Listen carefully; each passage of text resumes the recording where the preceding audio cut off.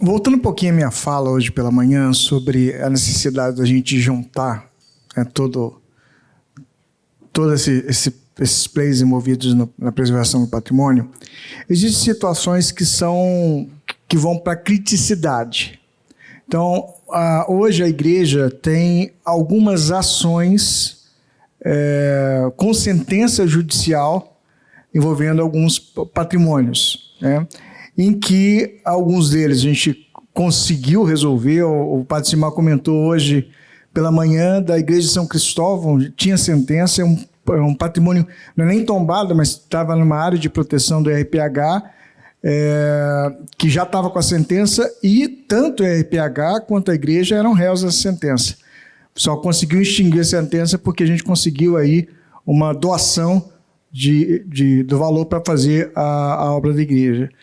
A gente ainda está com alguns processos com sentença judicial, ou seja, a Igreja do Desterro, tombada pelo IPHAN, a Igreja de Nossa Senhora da Ajuda, na Ilha do Governador, também tombada pelo IPHAN. A Igreja do Desterro a gente está conseguindo agora com a emenda parlamentar, chegando aos finalmente com uma deles também seguiu lá. Falta só a rampa de acessibilidade. Mas a Igreja da Ajuda, a gente está numa situação crítica. Estamos a ponto de descumprir os últimos prazos para poder providenciar a obra. Já fizemos vários PRONACs para providenciar a obra, já fizemos o investimento de levantar os projetos e a gente não está vendo solução, porque como a igreja fica numa situação localizada no Rio de Janeiro, onde não tem nenhum interesse do mercado em colocar dinheiro na igreja, a gente está caminhando para uma situação insolúvel disso. Então, como a gente poderia construir, né, junto a esses players todos, uma solução para situações como essa? Igrejas que não têm condições financeiras para fazer a intervenção que tem que ser feita e são tombadas e têm sentença judicial. Porque, além dessas sentenças dadas, tem processos em andamento que também vão chegar em algum momento, numa situação parecida com essa. Oi. Bom, puxei para mim por causa do viés jurídico aí da sua pergunta. E, inclusive, eu fiz muita questão de estar lá no STJ, porque essa questão do judiciário penalizar os órgãos de tombamento e as esferas, as entidades federativas, por conta do tombamento, o que existe é uma responsabilidade subsidiária. Só que, infelizmente, o que a gente vê é o Estado, a União, o município e os seus órgãos de preservação condenados juntamente, solidariamente com os proprietários. Mesmo que a gente faça todo o trabalho de se empenhando ali em fazer as notificações, os autos de infração, enfim, tudo que é possível que se faça, eu te garanto que, pelo menos, falo por mim, mas eu acho que eu falo por eles também, a gente faz o que é possível. E somos condenados. Esse trabalho no STJ foi muito também um lobby para mostrar ali que a gente faz o nosso trabalho e a gente não pode ser condenado logo num primeiro momento, antes de se condenar, principalmente o devedor principal, que é o proprietário. Com relação a essas condenações, né, e de quem, no caso, a igreja, não tendo recurso para pagar, e vai cair sobre o Estado, que também pode não ter o recurso, ou a gente fica com um problema muito grande, né? A gente, no Estado, normalmente recomenda o incentivo fiscal. A gente tem uma lei de benefício fiscal do ICMS que ajuda bastante.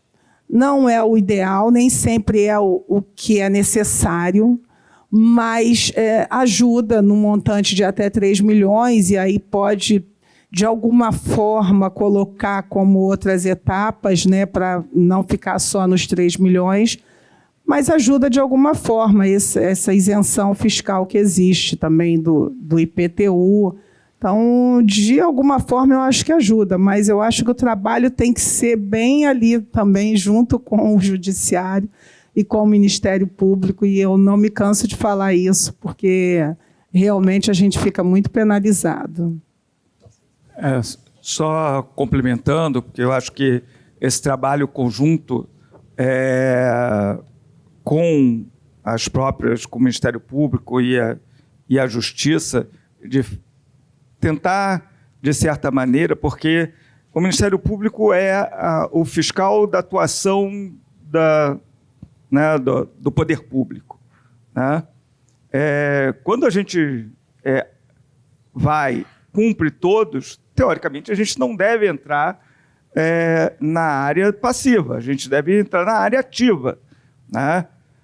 Só para vocês terem uma ideia, hoje, né, quando eu assumi, eu pedi para fazer um levantamento, eu tenho 230 procedimentos que envolvem as questões jurídicas. Alguns já com decisão judicial, outros ainda com ação do Ministério Público. A gente está tentando fazer junto, tanto ao Ministério Público quanto à Justiça, né, entender que o governo não tem como agir imediatamente sobre todos eles. Há que ter um plano de longo prazo. E eu saliento que Leandro falou de manhã, né, que o IPHAN está envidando os esforços para que seja criado um fundo, né, de patrimônio. Eu, por exemplo, defendo como técnico do IPHAN há muitos anos, né, que o IPHAN deveria poder atuar imediatamente quando surge um determinado problema. Por exemplo, né, a gente detectou numa vistoria, né, que tem uma árvore, a gente notifica o responsável pelo bem uma vez, notifica a segunda vez. Ele não fez, a gente deveria ter um fundo que a gente vai, faz o serviço e cobra na justiça. E isso independe se é igreja, se é particular, se é empresa. Assim, a inércia em tomar pequenas providências faz com que você possa ter, inclusive, a ruína do bem, né? Então, assim, o correto é atuar e a legislação permite isso, né? Tendo sido notificado, não havendo, só que as nossas jurídicas, as nossas administrações, elas dificultam esse tipo de procedimento que seria o correto do ponto de vista técnico e, inclusive, do ponto de vista econômico, né? Porque se você não desobstrui, né, uma tubulação de águas pluviais, o vazamento faz com que as madeiras fiquem umedecidas, né? O cupim vai encontrar um lugar privilegiado. Normalmente, essas madeiras que estão ali próximo das calhas são os freixais. Os freixais são os que contêm os esforços horizontais dos telhados e, provavelmente, os esforços horizontais do telhado vão derrubar a parede lateral da igreja, da casa, de quem quer que seja, né? Então, a gente tem tentado trabalhar, né? E a própria Justiça tem um fundo de direito difuso, que foi liberado pela primeira vez na história, para o patrimônio, depois do incêndio do Museu Nacional. Saiu um edital, né, e o IPHAN concorreu, ganhou alguma desses recursos, né, mas esses, por exemplo, poderiam ser direcionados a bens privados, bens da igreja, né? Basta aí também um trabalho de conscientização do próprio gestor do fundo, porque esses recursos, então, são para, né, atender demandas da sociedade. Esse direito difuso é direito de todos nós, né? Então, independe se está lá no município do interior ou se está aqui na capital. Então, há uma necessidade de gerar, né, entendimentos e políticas que possam equilibrar também, isso esse governo está fazendo, né? Equilibrar, né? Até o BNDES tem feito isso, né?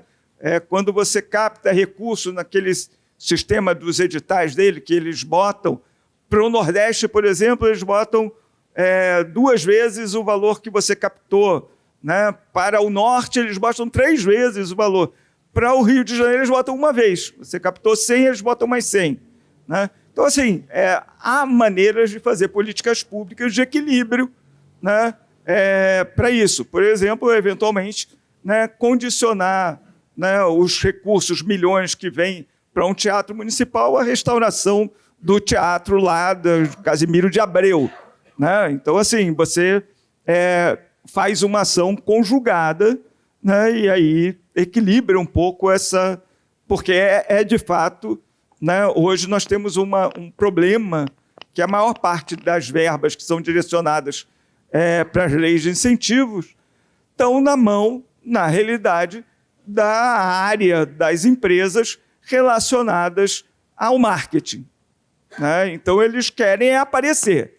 Né? Tanto que quem for fazer captação vai mostrar quantas páginas de jornal você conseguiu sobre aquele bem.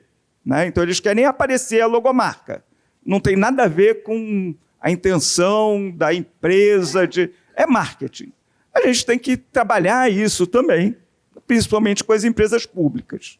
Tá? Principalmente agora que a gente tem um novo direcionamento e tem a intenção de fazer esse atendimento mais social, né? E aí sim não ter esse domínio do marketing sobre os recursos incentivados.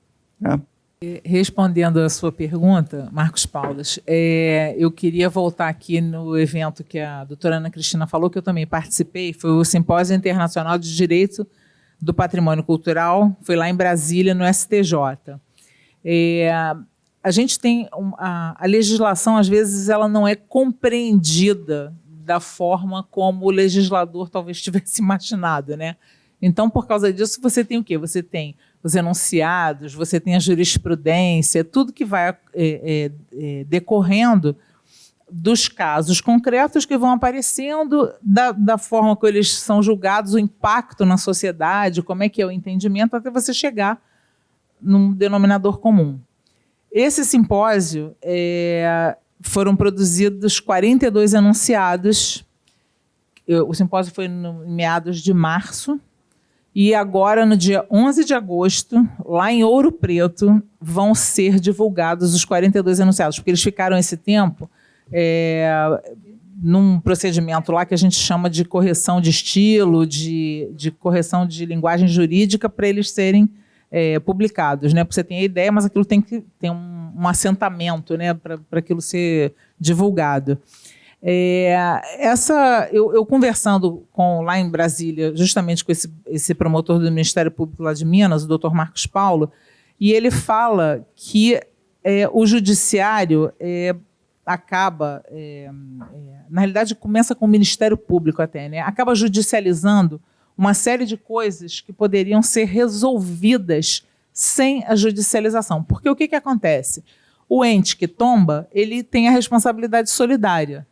Mas você imagina, por exemplo, se o Museu Nacional fosse tombado pelo município, simplesmente não teria como fazer, né, colocar o município para pagar o restauro daquilo tudo, se tivesse que repor tudo que estava ali dentro.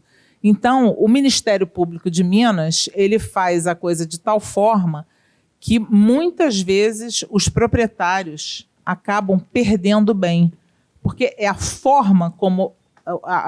vamos dizer assim, a coisa se processa depois do sinistro, que você acaba...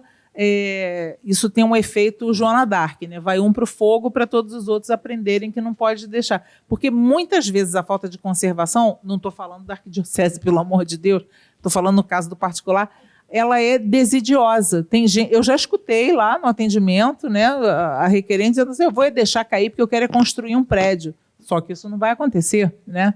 Porque ele vai ser condenado a reconstruir isso. E acaba que a justiça vai em cima do polo, que é entendido como o hipersuficiente, né? Então, se você tem uma coisa tombada pelo IPHAN, ou a União é condenada à reconstrução. Se é tombada no Estado aqui do Rio de Janeiro pelo INEPAC, o INEPAC é condenado. E se é tombado pelo município, isso quando não tem todo mundo junto, tombado nas 3 esferas, você condena todo mundo, vai todo mundo para o mesmo saco para tentar resolver o negócio. Então, assim, eu acho que a legislação ela precisa ser alinhada de tal forma que você não tenha esse tipo... Porque a gente vai notificando, né, o Paulo que falou, vai avisando, e tal, mas a gente não tem esse poder de polícia. A gente não consegue... Né, a prefeitura é quem expede licença para você construir, para você reformar restaurar um bem protegido, mas a gente não tem poder de polícia. Então, a gente fica acionando o órgão que dá a licença,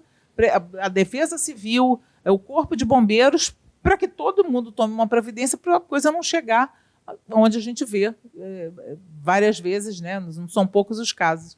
Então, assim, esse simpósio ele foi um divisor de águas, né? Preparem-se aí para os enunciados que vão ser divulgados no dia 11, lá em Ouro Preto, e em abril teve, que a doutora Ana Cristina também foi, eu participei como membro do comitê científico desse seminário, também de Direito do Patrimônio Cultural, e foi elaborada a Carta de Ouro Preto para a legislação brasileira de Direito do Patrimônio Cultural.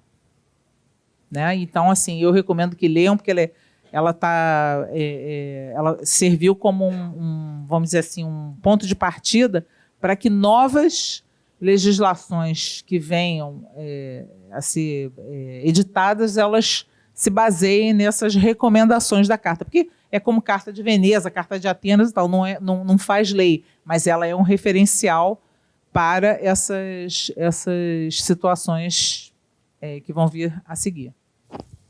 Só complementando, no caso o IPHAN tem poder de polícia, tá?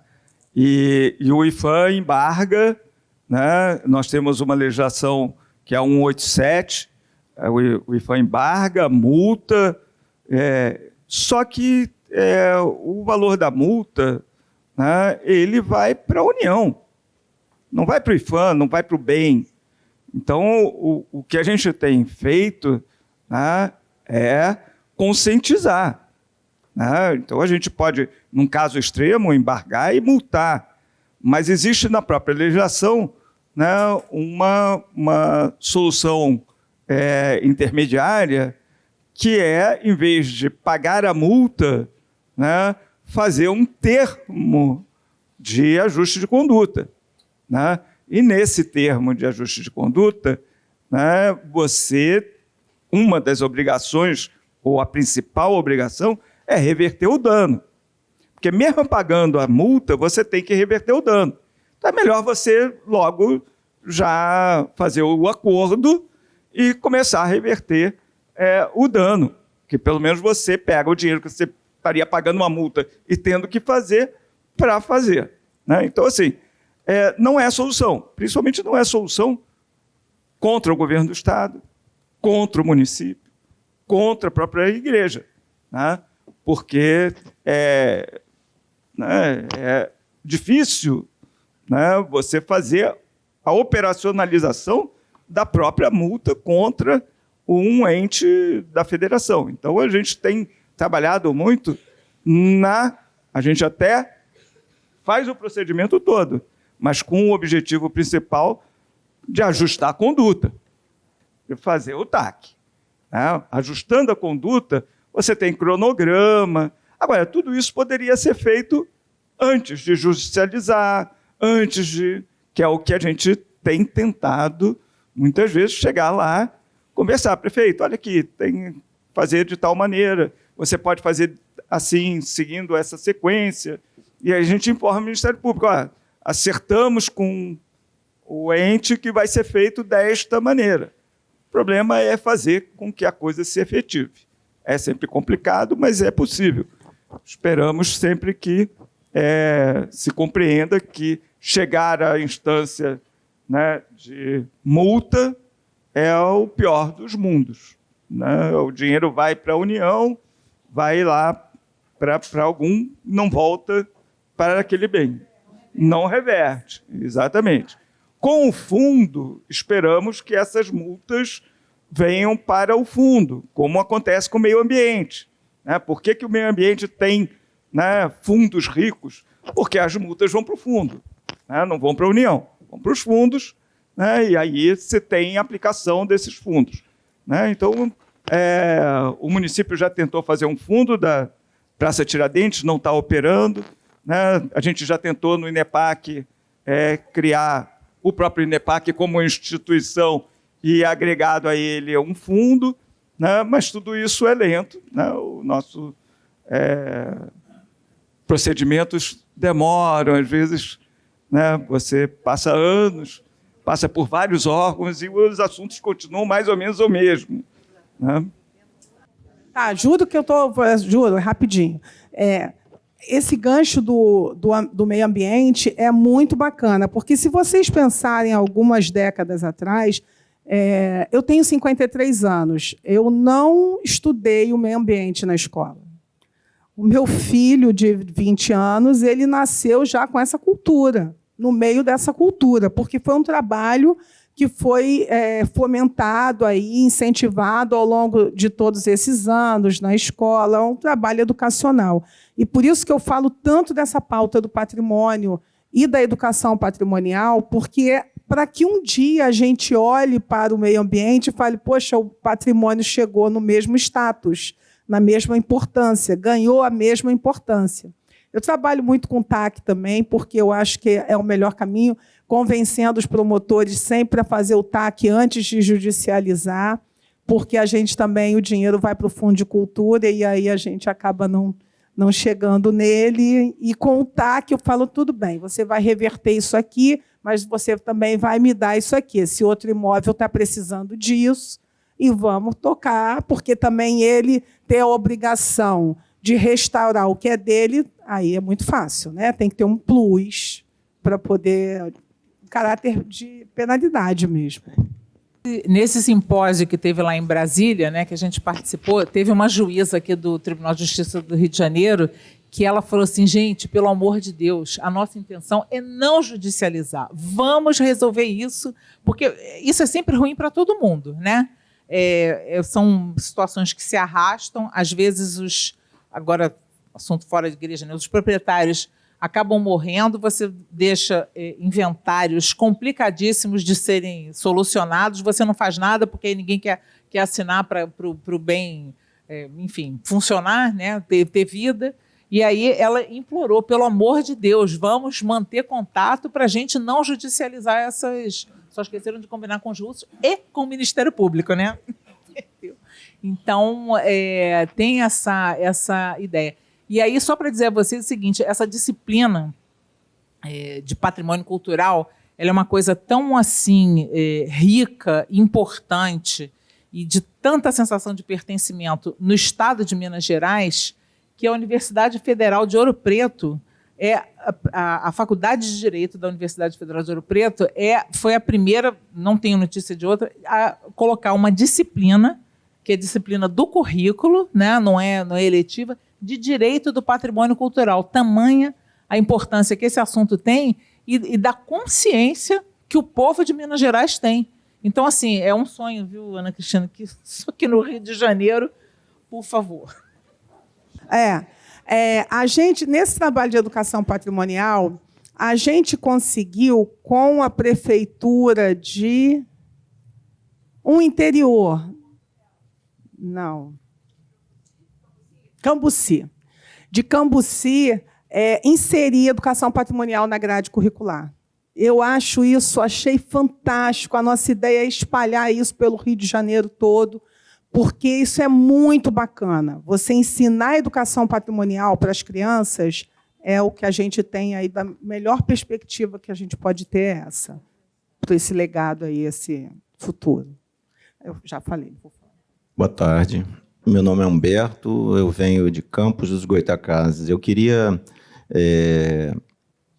seguir na mesma toada, vamos dizer assim, da pergunta que foi feita pelo palestrante da parte, Marcos Paulo, né? E pegar o exemplo da igreja de Nossa Senhora da Ajuda na Ilha do Governador, e passar para o caso do meu município, da minha região, né? Nós temos 5 imóveis tombados pelo IPHAN, né, na cidade de Campos Goytacazes, e esse ano está fazendo 20 anos que foi aplicado um recurso pelo Ministério da Cultura, né, de obras emergenciais lá no Solar dos Airizes. E o que eu tenho observado, até tentando contribuir um pouco, se é que a gente tem essa capacidade, é que realmente, como o superintendente também acabou de falar, nós temos a questão do marketing. Então, todo empresário ele vai dar preferência a estar, né, com uma visibilidade muito maior a ter uma obra no interior, numa área rural e tudo mais. Então, eu digo, com relação, por exemplo, e aí a minha pergunta vai para o Paulo Vidal, com relação à questão do fundo e a questão da Lei Rouanet, se não seria o caso de pensar em algum dispositivo de lei, isso aí eu sou leigo, vamos dizer assim, de que esse recurso que é aplicado pela Lei Rouanet, como você também citou a questão do próprio BNDES, né, que há um fator de multiplicação dentro daquela região, a gente sabe que tem problemas ligados à região privilegiadas e outras não. Quer dizer, se é do empresário aplicar 100% de seu recurso numa obra aqui no Convento do Carmo, que parte desse recurso vá para esse fundo, né?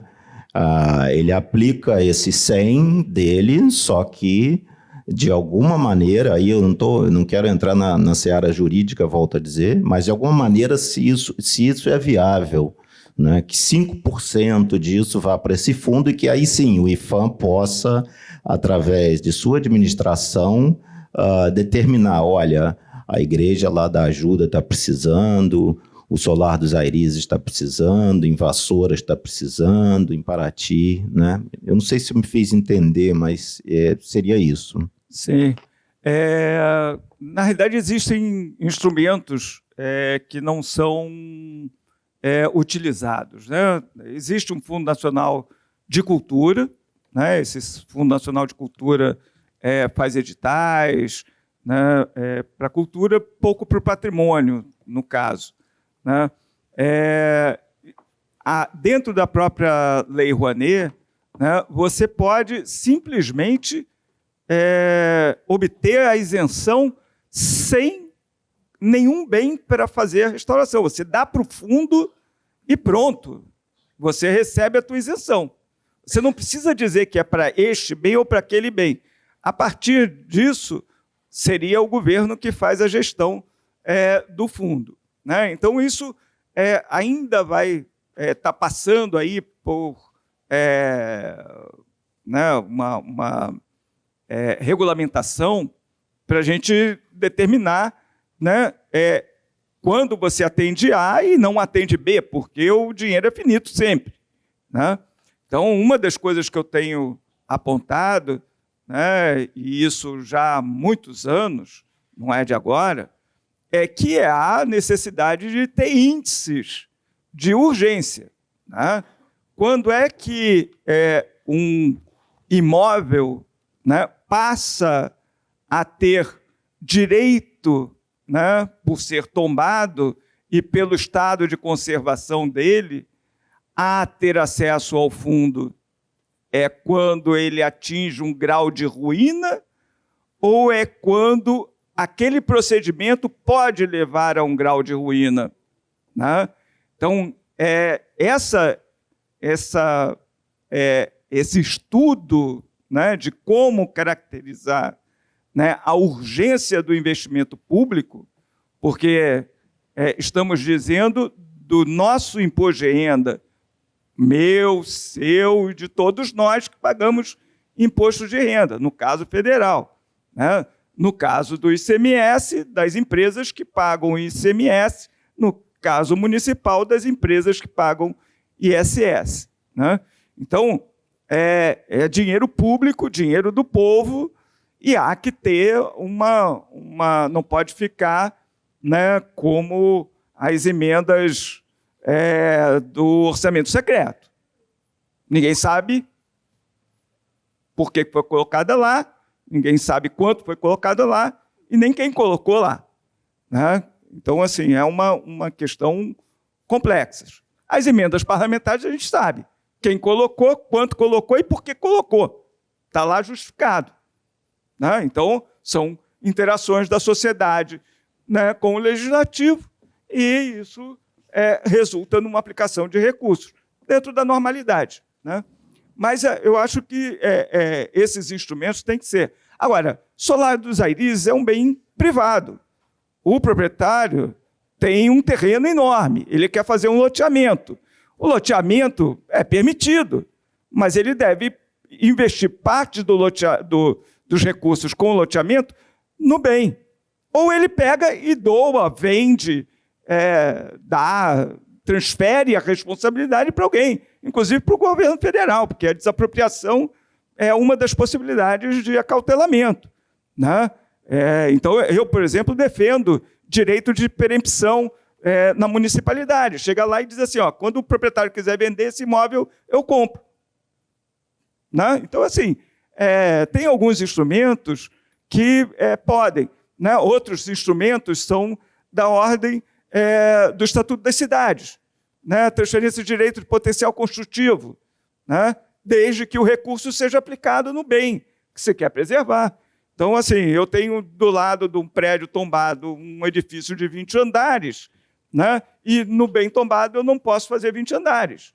Né? Então, eu tenho 18, se ele tiver 2 andares, eu tenho 18 andares para vender. Isso já é normalizado em alguns estados, né? Que você, então, vende os 18 andares, você tem que aplicar 6 aqui, fica com um lucro de 8, e assim por diante, né? Então, assim, tem vários instrumentos que ainda têm que ser trabalhados, né? Mas, como eu disse, há uma morosidade. Há quanto tempo está se falando do plano diretor da cidade? Né? Ainda está discutindo. Aí, de vez em quando, botam uma tartaruga em cima de um poste, né? A gente não sabe como é que ela está lá, nem como ela subiu, mas ela está lá, né? Então, assim, agora estão querendo botar... liberar o gabarito no centro da cidade. Eu estava numa audiência pública, eu disse assim, não funcionou nem em Nova York. Nem em Nova York. Estragaram o skyline de Nova York inteiro, por causa da liberação do gabarito. Né? Então, não vai funcionar no Rio de Janeiro, vai estragar, vai criar mais problema do que solução. Mas a gente tem que lidar com isso o tempo todo. De São Joaquim, aquela que eu mostrei? Foi feito em 1905 por Pereira Passos. Ele destruiu o centro da cidade todo. Por quê? Não sei. Era o da época. Na França também fizeram isso.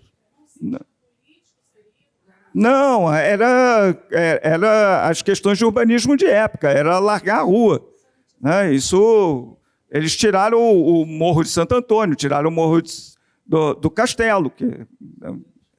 Né? Fizeram o aterro do Flamengo. Positivo, né? Alguma coisa acontece.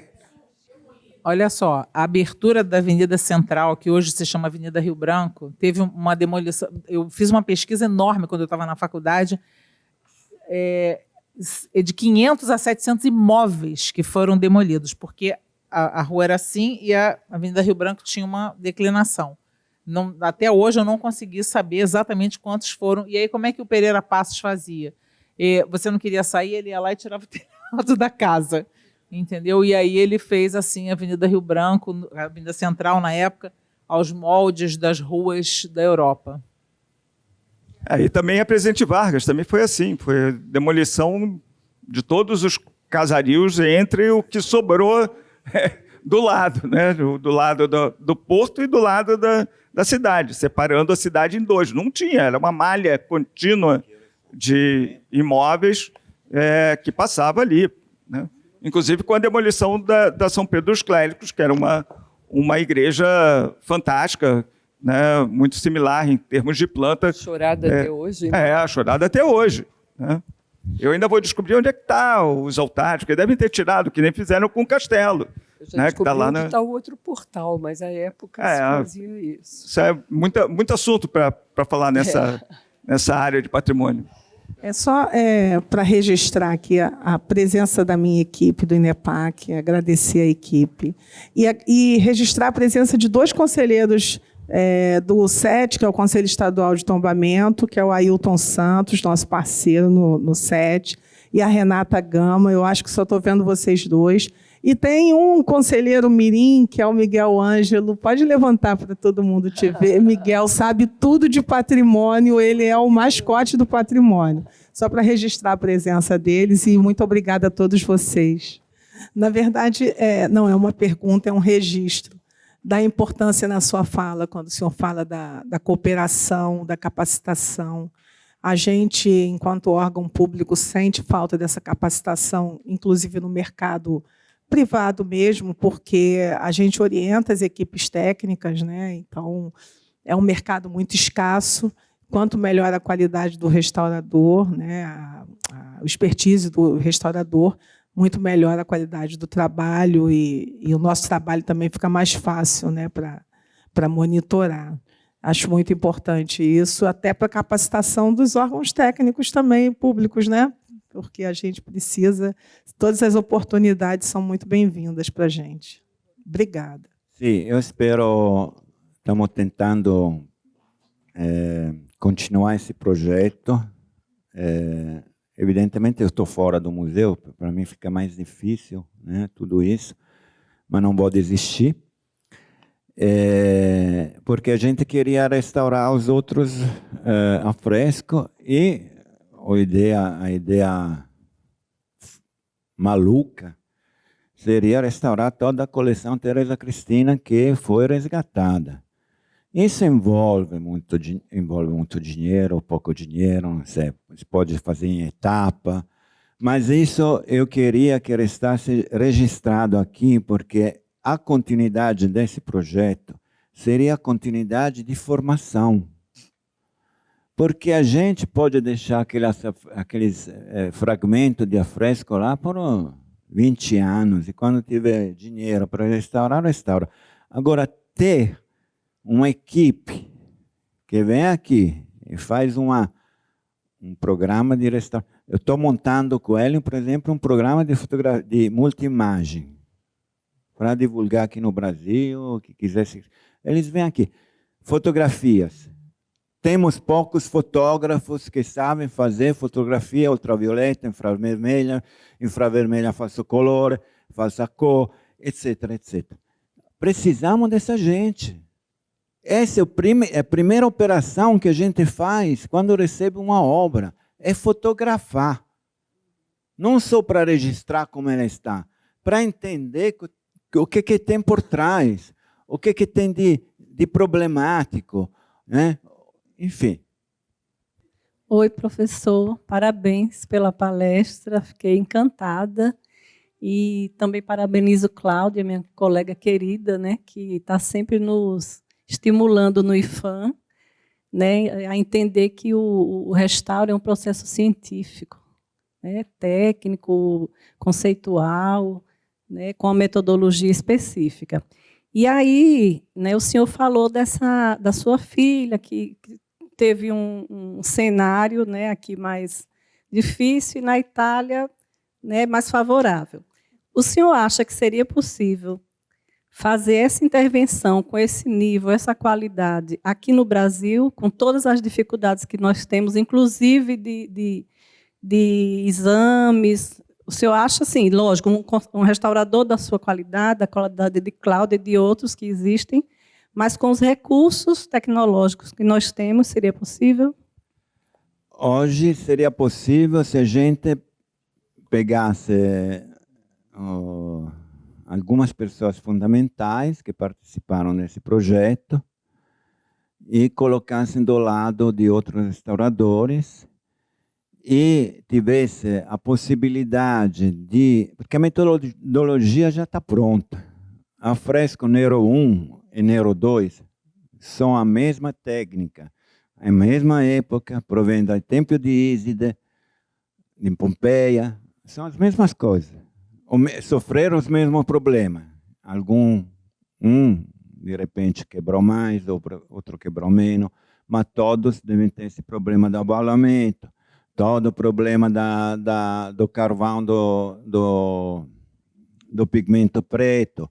Enfim, a metodologia, como vocês viram ali, que foi reduzida, evidentemente, para essa palestra, não foi toda descrita com mais... mas está pronta.